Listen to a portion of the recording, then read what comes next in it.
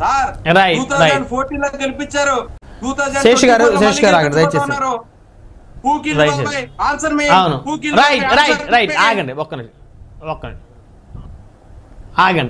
దయచేసి ఆగండి. మనతో బాబు గారు ఉన్నారు, జనసేన పార్టీ నాయకులు. బాబు గారు గుడ్ మార్నింగ్ అండి.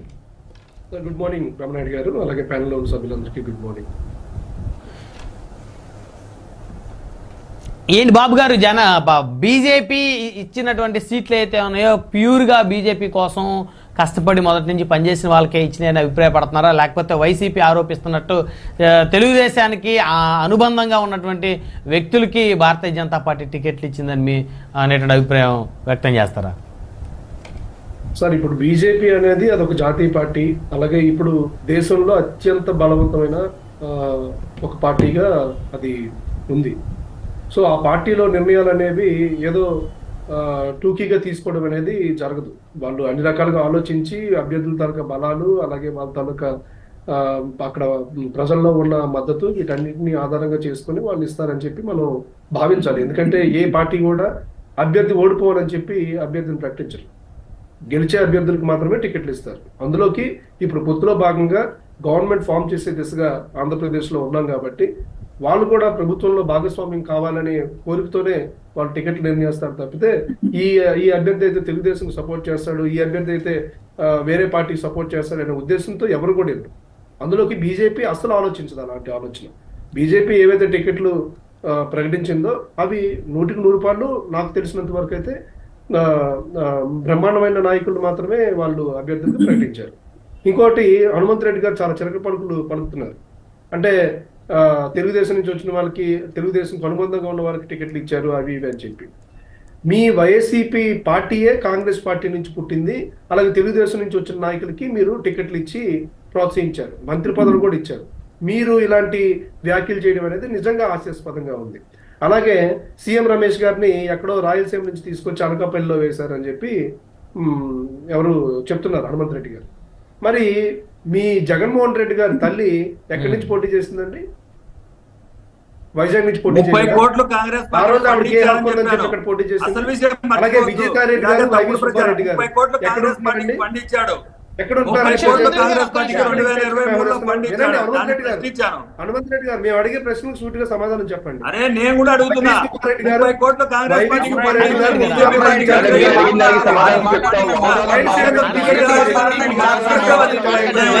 మాట్లాడండి హనుమంత్ రెడ్డి గారు, వారు మాట్లాడండి. మీకు చాలా సమయం ఇచ్చారు, దయచేసి. మొదలు పెట్టలేదు కదా, అప్పుడే గగ్గోలు పెడతానండి.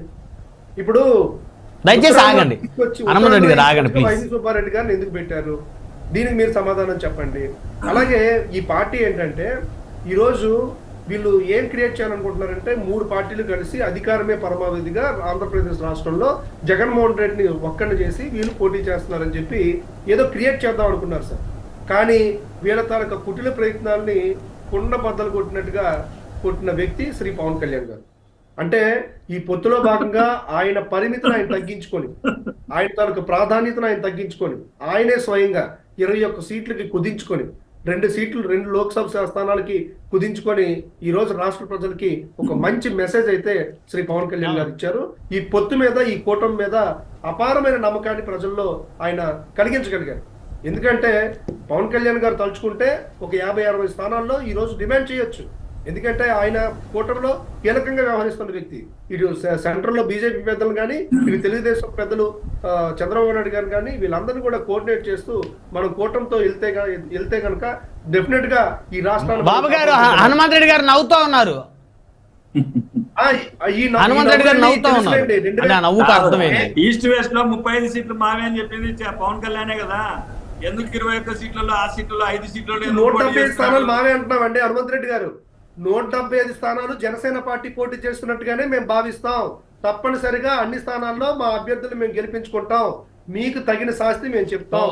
ఆంధ్రప్రదేశ్ రాష్ట్రం నుంచి జగన్మోహన్ రెడ్డి అనే ఒక వైరస్ ని తరిమి పంపాలంటే తప్పనిసరిగా ఏకముక్తంగా అందరూ కూడా కలిసి పనిచేయాల్సిన అవసరం ఉంది.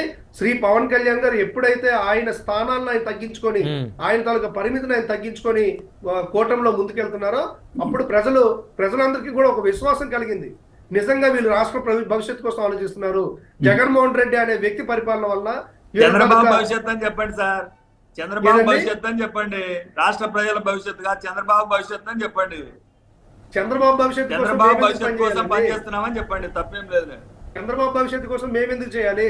వైఎస్ షర్మిల గారు ఇప్పుడు చేస్తున్నది అదే కదా. చేశారా? కాదు, జగన్మోహన్ హనుమంత్ రెడ్డి గారు ఏమైనా చేశారా? ఎందుకు చెప్పండి. చంద్రబాబు నాయుడు గారి మీద అంత ద్వేష, అసూయ, ఈర్ష్య?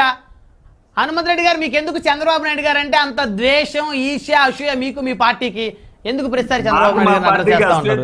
వాళ్ళు రాష్ట్ర ప్రయోజనాల కోసం పొత్తు పెట్టుకుని ఉన్నారు, మీరెందుకు చంద్రబాబు నాయుడు గారు అంశం తీసుకొస్తారు? జగన్మోహన్ రెడ్డి గారి మీద వస్తే సార్, అసలు ఉన్నాయి. హనుమంత్ పవన్ రెడ్డి కళ్యాణ్ గారు గారికి ప్రశ్న అడుగుతాను. 2019 ఎలక్షన్ మరి మేము రాష్ట్రానికి పొత్తు సీఎం పెట్టుకున్నాం. కానీ అని చెప్పింది పొత్తులో భాగంగా ఆయన. మేము కలిసి పోటీ ఈరోజు చేస్తామని మళ్ళీ ఏదో ధైర్యంగా చంద్రబాబు చెప్తున్నారు. నాయుడు గారు వీళ్ళు ఒంటరిగా వస్తున్నారని చెప్తున్నారు. అయినా కూడా ఎందుకు ఈ ఏడుపులు పెరగట్లేదు? బీజేపీలో ఎవరికో టికెట్లు ఇవ్వలేదని వీళ్ళు ఎందుకు ఏడుస్తున్నారు? దానికి సమాధానం చెప్పమనండి. రైట్, ఒక్క నిమిషం. ఆగండి హనుమంత్ రెడ్డి గారు, ఆగండి. బాబు గారు, మొత్తానికి 170 స్థానాలు మీరే పోటీ చేస్తున్నట్టు భావిస్తారు. 170 స్థానాలు జనసేన పోటీ చేస్తున్నట్టు భావించి జనసేన సంబంధించిన కార్యకర్తలు కానీ, స్థానిక ఉండే నాయకులు కానీ ఆ 170 స్థానాలు అటు బీజేపీ అయినా, తెలుగుదేశం అయినా జనసేన అభ్యర్థిగా, జనసేన ఇదిగా భావించి ముందుకెళ్తారు.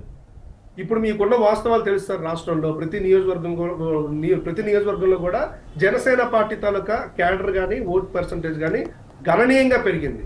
ఈ ఓట్ ట్రాన్స్ఫర్ అనేది 100% జరగకపోతే వీళ్ళకి అడ్వాంటేజ్ జరుగుద్దని చెప్పి వైసీపీ వారు కావాలనే మమ్మల్ని కించపరుస్తూ మాట్లాడడమో, లేకపోతే మమ్మల్ని పాపం అని చెప్పి వీళ్ళు ఏదో సింపతి చూపించడం బీజేపీ మీద, మా మీద వీళ్ళు ట్రై చేస్తున్నారు. కానీ వీళ్ళ ట్రాప్లకి మేము పడేది లేదు. ప్రతి నియోజకవర్గంలో మా జనసేన పార్టీ క్యాడర్, అలాగే బీజేపీ క్యాడర్ 100% మా ఎఫర్ట్స్ మేము పెట్టి వీలైతే ఇంకో 10 ఓట్లు ఎక్కువ వేపిస్తాం తప్పితే మా తాలూకా ఓట్ బ్యాంక్ ఏదైతే ఉందో ఆ 25,000 30,000 ఓట్ బ్యాంకు తప్పనిసరిగా మేము 100% మా అభ్యర్థులు మేము గెలిపించుకోవడానికే మేము ప్రయత్నిస్తాం. రైట్, రవికిరణ్ గారు, so Bharatiya Janata party 10 assembly 6 parliament స్థానాలు ఖచ్చితంగా 100% స్ట్రైక్ రేట్ ఉంటుంది అనుకోవచ్చా?